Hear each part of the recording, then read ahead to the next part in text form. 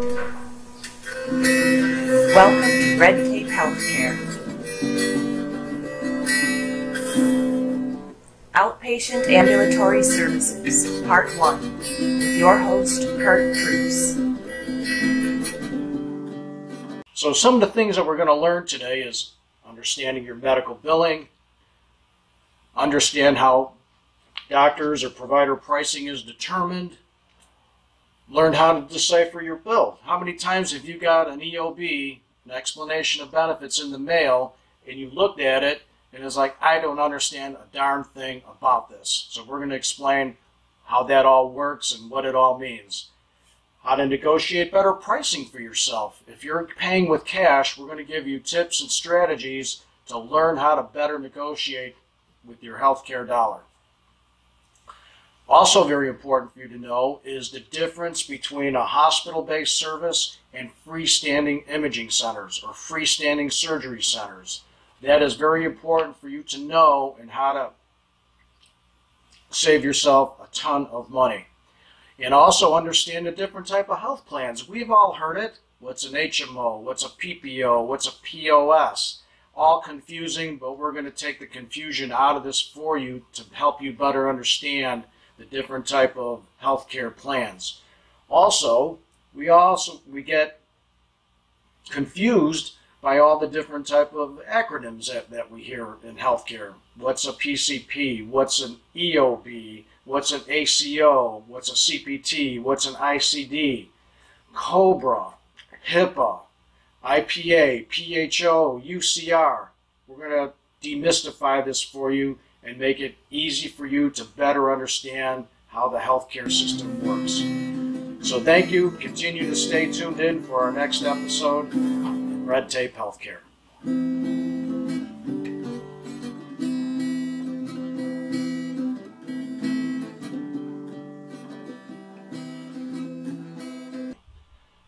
We've been talking about where to save yourself money in the healthcare arena.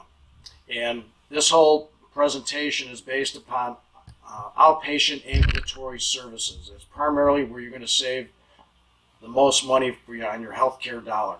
So what's important for you to know, what are outpatient ambulatory services? What is that?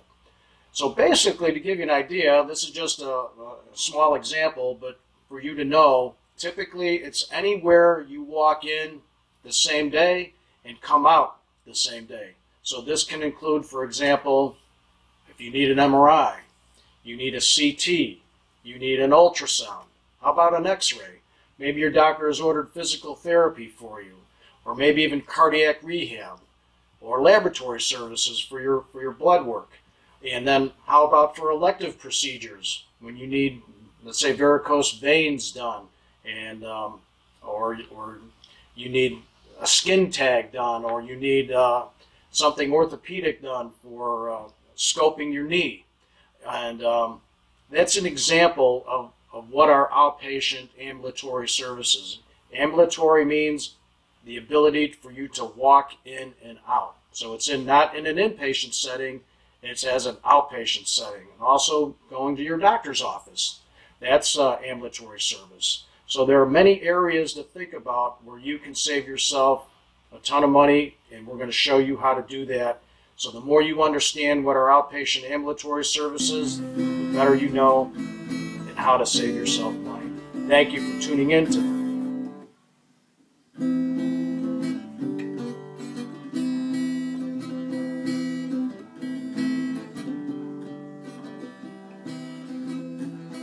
help you understand medical billing.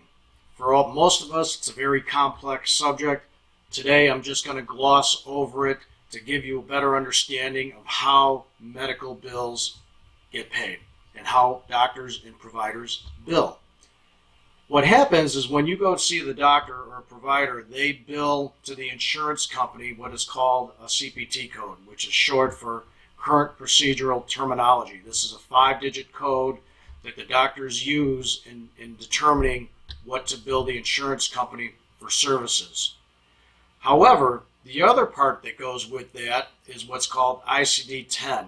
ICD-10 means International Classification of Diseases. This code has to match the CPT code for the provider to get paid. So for example, if you go to see the doctor for a headache, okay, and there's a code associated with a headache, meaning an ICD-9 code is for a headache, and let's say the doctor says, well, Kurt, I'm going to send you for an MRI of your left knee. The insurance company is not going to pay that because the ICD-9 code for headaches doesn't match the CPT code for billing, which was for a knee, right? So it's not going to get paid. So what happens is that the code, the ICD-9 code, has to match the CPT code for a provider to get paid. So that's basically, in a nutshell, of how doctors, hospitals, imaging centers get paid, is that they bill through a series of numbers called CPT code, a 5-digit code, and then also with it there has to be a diagnosis code that goes with that, which is called an ICD-10. So that gives you a little bit better understanding of when you hear the terms CPT and ICD-910, what they mean.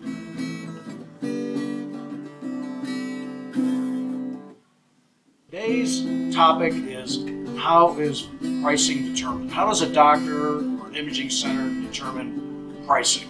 I know many people wonder, where does that come from? Well, it comes through a few different ways, and one of the major ways that pricing is determined is by geography, where a provider is located. Whether you're in Southern California, Little Rock, Arkansas, New York,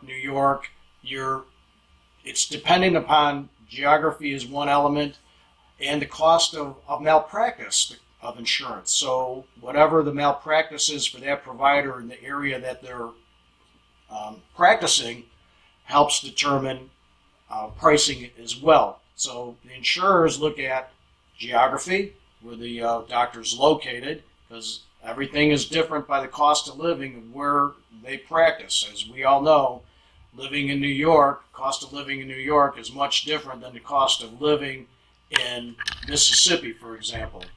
And then the other part that goes into it is doctors look at the Medicare fee schedule. And sometimes they'll take a multiple from the Medicare fee schedule in determining their fees that they charge a insurance company or a patient.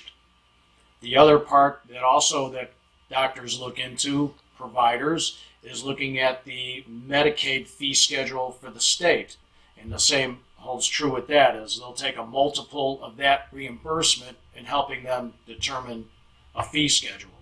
And another way that doctors can look into a fee schedule is they look at the worker comp fee schedule for their particular state as well, and they'll either take a multiple of that in helping them determine their fee schedule. So as you can tell, there's a few different ways that a provider... The insurance companies use usual, customary, and reasonable rates or charges in helping the provider in the geographic area where they're located to help them determine their fee schedule as well.